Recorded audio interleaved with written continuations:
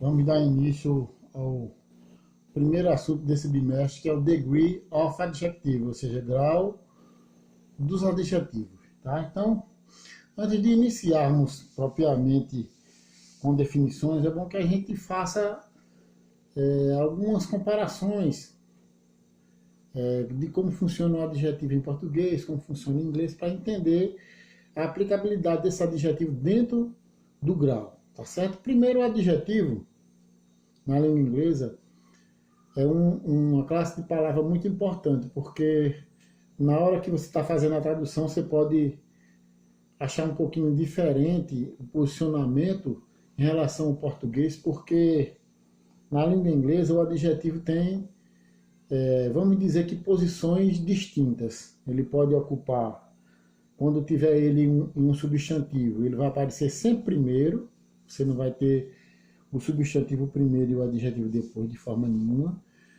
E ele pode também aparecer depois do verbo to be. Então, normalmente são essas duas posições que o adjetivo ocupa, né? Então, no caso do grau dos adjetivos, nós vamos trabalhar com uma parte onde é possível se fazer a flexão dessa classe de palavras. Então, é um assunto extenso, com várias regras, que nós vamos levar praticamente o bimestre inteiro para poder dar conta de todas as regras referentes a esse tópico de gramática. Então, vamos iniciar observando aqui o funcionamento, traçando sempre esse paralelo de comparação, no bom sentido, é a briga que você está travando com duas linguagens. Então, quando você consegue ter a propriedade, a condição de analisar dessa forma, é porque você está entendendo. Porque a língua portuguesa, minha gente, é a última língua de origem latina. Então, o princípio de funcionamento dessa língua é baseado nas línguas já existentes, como inglês, espanhol, francês, italiano. Então, muita coisa que se estuda na língua portuguesa é exatamente importada das línguas mais antigas. Então, é bom fazer sempre esse paralelo de comparação, porque fica melhor entender. Quando a gente está achando que são línguas totalmente separadas, é porque a gente não tem ainda esse conhecimento básico de funcionamento do princípio de construção da linguagem dessas línguas, portuguesa e língua inglesa. Então, o adjetivo, de forma genérica, seria a palavra que qualifica o substantivo, aquela que dá a qualidade ao substantivo, tá? Então, isso funciona em português, como em inglês também, ele normalmente dá a ideia disso, de qualificação do substantivo. Só que na língua inglesa, o adjetivo vai merecer uma atenção especial, porque ele vai se posicionar obrigatoriamente antes do substantivo. Então, não há a possibilidade na língua inglesa de você escrever um substantivo primeiro e o adjetivo depois. De forma nenhuma. O adjetivo é sempre primeiro e o substantivo depois, tá? Ou ele pode aparecer, como já falei, depois do verbo to be. E como é que funciona o verbo to be? Se for presente, am, is e are. E se for passado, was e were, dependendo do sujeito da sentença. Outra coisa é que o adjetivo em inglês é invariável, tá certo? Mas ele não é invariável para tudo. Ele é invariável para gênero, que seja masculino ou feminino, e é invariável também para número, que seja singular ou plural, ok? Então, o que seria gênero masculino e feminino, número singular e plural. E o que é invariável é que não muda. Então, do jeito que você escreve um adjetivo em português, no gênero masculino, você escreve no feminino, do jeito que você escreve no singular, também escreve no plural. Não tem alteração, ok?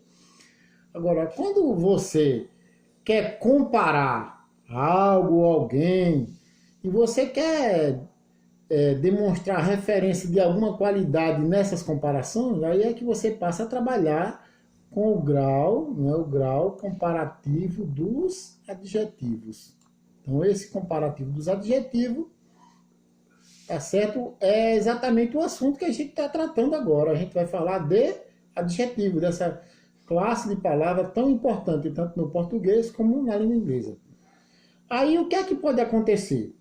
É que não seria totalmente estranho, porque eu aprendi um macete desde o início, quando eu estava estudando nas séries iniciais, que o adjetivo, a grosso modo, seria uma palavra que tem o oposto, tem o contrário. Aí se eu disser, por exemplo, novo, eu vou achar que o contrário, o oposto de novo é o quê? Velho. Se eu disser que bonito, por exemplo, eu tenho o oposto, que é feio. E daí por diante. Só que tem advérbio que também eu encontro oposto. Por exemplo, longe, eu tenho o oposto para ele, que é perto. É por isso que, em certo momento, os advérbios aparecem também, tá? E esse advérbio, mesmo eu estando trabalhando com adjetivo, ele não vai trazer prejuízo nenhum para que você deixe de entender a sentença. De maneira alguma. Você vai ter o mesmo entendimento que você teria se estivesse usando o adjetivo. É bem verdade que na escala os adjetivos vão aparecer em maior proporção e os advérbios vão aparecer numa escala menor, tá certo? Mas não deixam de aparecer. Então, já é justificável que em certas comparações, ao invés de aparecer um adjetivo, que apareça um advérbio, tá bom? E o que seria um advérbio? Advérbio é a palavra que pode mudar o substantivo, o adjetivo ou até mesmo o próprio advérbio. Tá? E o adjetivo seria aquela palavra que qualifica o substantivo. Bem, gente, aí para que essas comparações, na hora que você for comparar, elas fiquem mais equilibradas, aconselha-se, aqui não está dizendo que é obrigado, ok?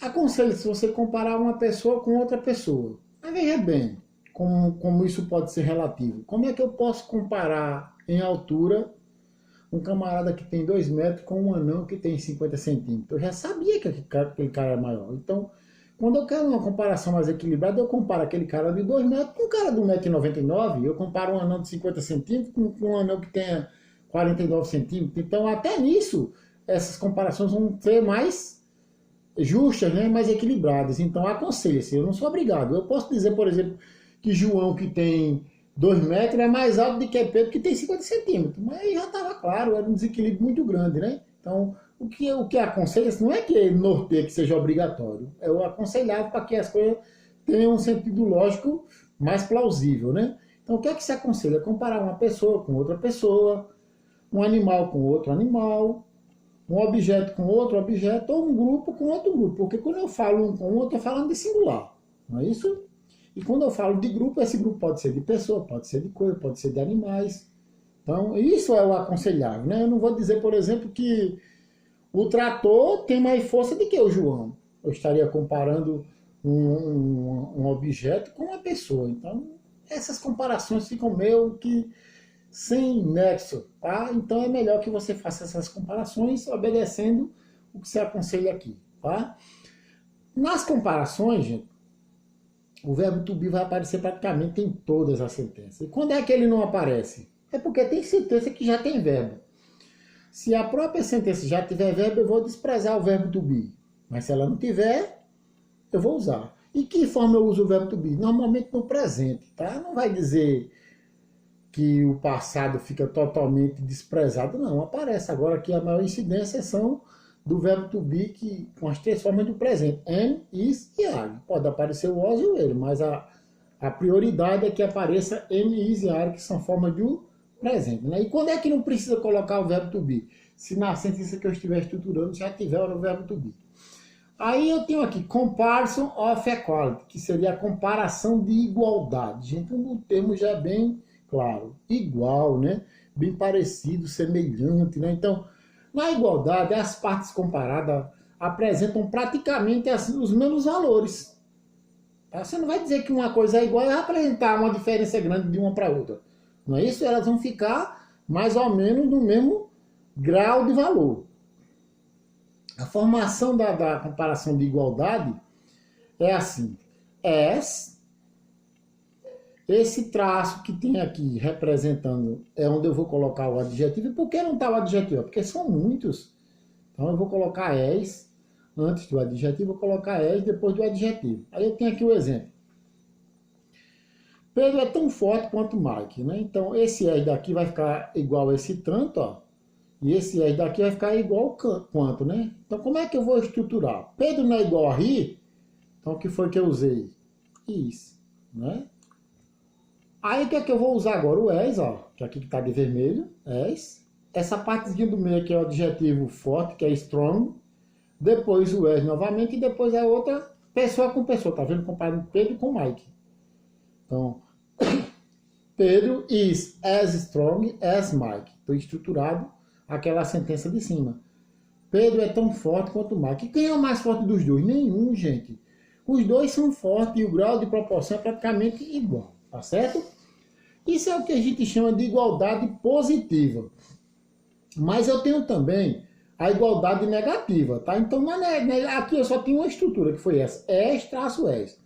Mas na igualdade negativa, eu posso fazer duas construções e faço uma tradução só. Então, qual seria a formação dessas duas condições? Not as, que é muito parecido com essa daqui de cima, né? Da positiva estou colocando só o not. Mas pode ser not so as, que é um pouquinho diferente. Quando não se lembra, que você não é obrigado a usar as duas, você pode usar qualquer uma. Quando não se lembra, vai nessa daqui que é mais tradicional, parecida com a afirmativa, só que colocou o quê? O not de acréscimo, né? Então, qual é a estrutura aqui? Pedro is not as strong as Mike, ou seja, Pedro não é tão forte quanto Mike. Aí eu tenho Pedro is not so strong as Mike. A tradução é a mesma. Eu usei as duas possibilidades, mas a tradução é uma só. Tá certo, minha gente? Então, o que é que a gente entende nessa observação? Nesse caso, uma das partes apresenta um pequeno declínio em relação à outra. Porque se eu perguntasse aqui, quem é o fraco dos dois? Nenhum. Tá dizendo que o Pedro é fraco? Não, ele tá dizendo que ele não é tão forte quanto o Mike, mas não disse que ele é fraco. Porque é por isso que aí está apresentando um ligeiro declínio, uma pequena diferençazinha, mas continua sendo igualdade. Você não pode dizer que uma igualdade apresenta um grande declínio, não é. É só um pequenininho declínio mínimo que está acontecendo. Então, nesse caso aí, essas partes comparadas também relativamente possuem os mesmos valores, né? Eu não estou dizendo que o Pedro é fraco. Eu só estou dizendo que ele não é tão forte quanto o Mike. Ele é forte também, só que o Mike é um pouquinho mais do que ele. Isso aí continua sendo a igualdade negativa. Ok, gente? Então, o que é que vai acontecer nas próximas aulas, na próxima semana? Nós vamos começar na próxima semana com a comparação de inferioridade. Aí você vai ver que a palavra inferior já dá a ideia de algo baixo. Então já é um processo diferente. Hoje nós tratamos do quê? Do princípio, do funcionamento do adjetivo e tratamos da primeira comparação, que foi a comparação de igualdade. Então nós vamos ter ainda muitas regras referentes a esse assunto, tá certo? Então, uma boa semana de estudo para vocês e vamos lembrar, minha gente, que o envio do material conta como pontuação no final. Deixar de mandar o material é a certeza que no final do bimestre não vai conseguir os 5 pontos, tá bom? Então, boa semana para vocês e até a próxima aula.